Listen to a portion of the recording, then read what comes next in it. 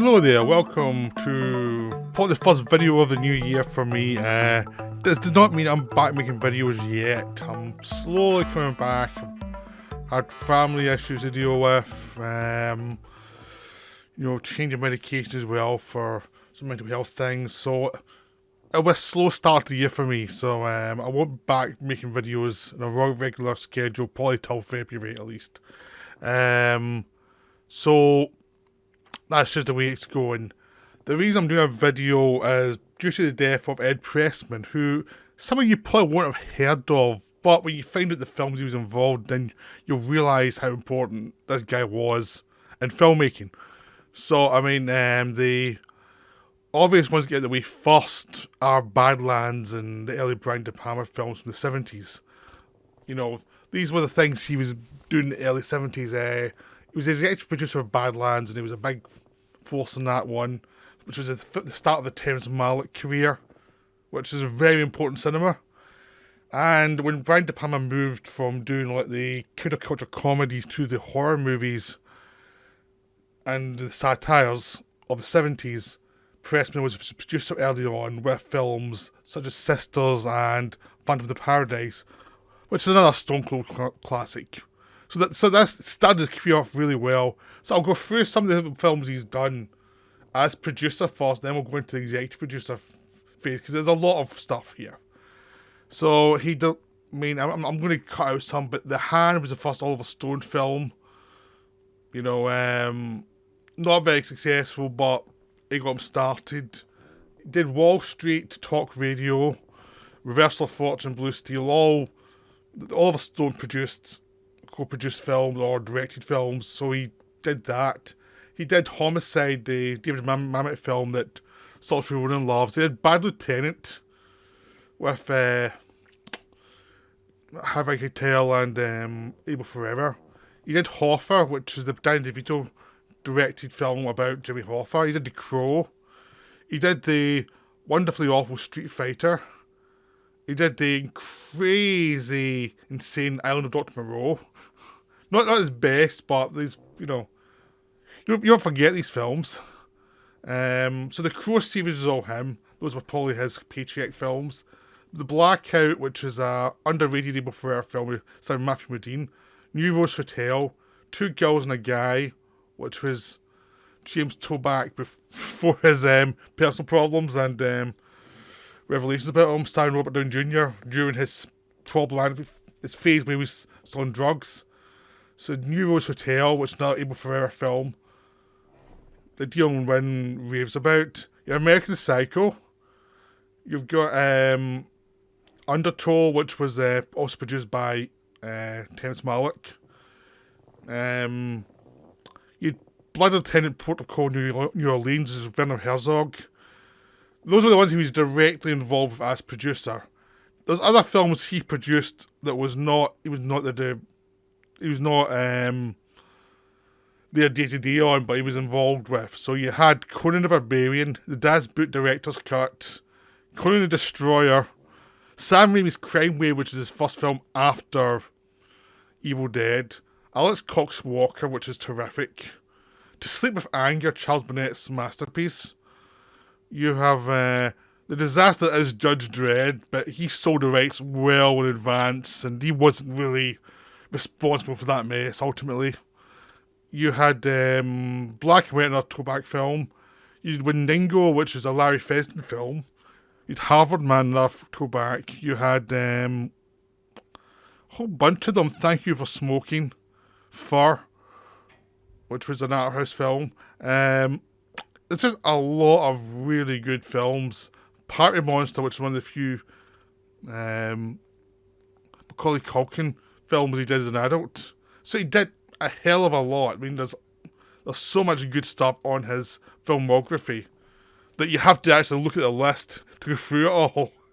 So we need long-term relationships with Terrence Malick, because he produced Badlands, but also helped produce some of the other films that Malick produced when he came back into cinema. He did a lot with Toback, even though Toback's now persona non grata, but he was definitely responsible for helping keep Toback in work, and which also was keeping Robert Downey Jr. in work during those times.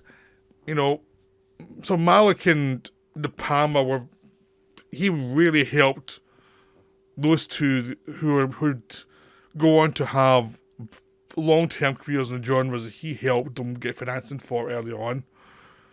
Just so many films, I mean, and so many long-term relationships.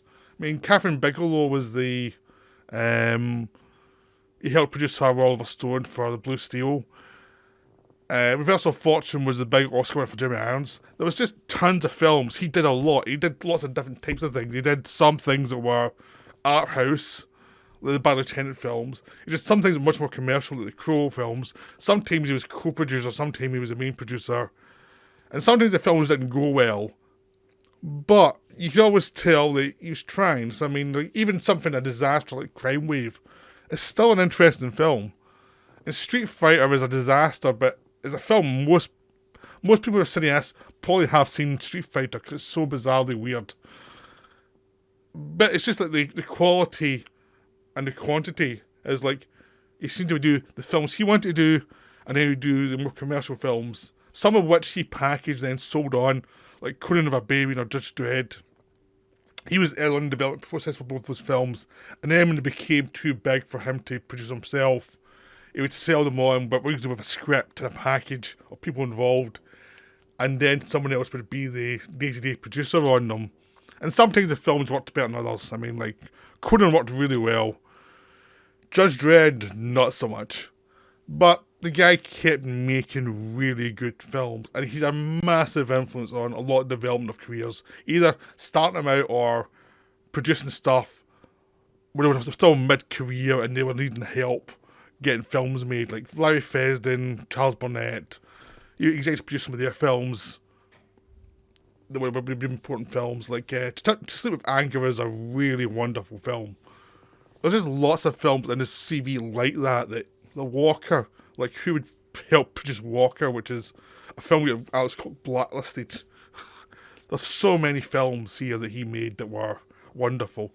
His career tailed off towards the end of basically the end of like the 2000s, and he didn't work as much. But at that point, he was getting older, so you got to expect that. There's still a few films his name's on that will come out, like the Crow remake and things like that. But most of the films he was involved with have come out now, so it was a terrific career for a producer. One of those unique producers who was involved with a lot of really good stuff. And a lot of it was either success or failure. A lot of it was not boring. It wasn't just the typical stuff. I mean, he produced Bad Lieutenant Protocol New Orleans, putting Werner Herzog with Nicolas Cage in a Bad Lieutenant film. That's crazy. That's wonderful. They also produced Bad Lieutenant, the first one, which was Harvey Keitel and Abel Ferrara doing their crazy stuff. And he produced a lot of stuff for Abel Ferrara in the 90s when Ferrara probably needed a lot of help, because he was never his own best friend. He seemed to be a very controversial figure. And as he admitted, he had some drug problems. So there's lots of stuff that a lot of like difficult people Pressman worked with, and especially and got a lot of good work out of them and helped them produce really good films.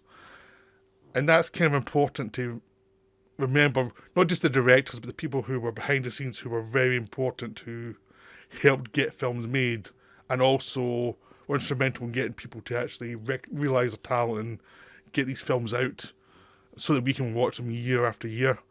So, even though a lot of people won't know who Ed Pressman is, his influence in cinema was huge. And it's something they really should be brought up. So, that's my little video. Hope you enjoyed it. I'll still be well before I make more. Still probably a fair before I make more. But I thought I'd do a little one with this because he's just died. So I thought it was important someone did a video on him. So I hope there's more videos from other people on him. So, because he really did a lot of good work. So that's me for now. I'll see you later. Bye.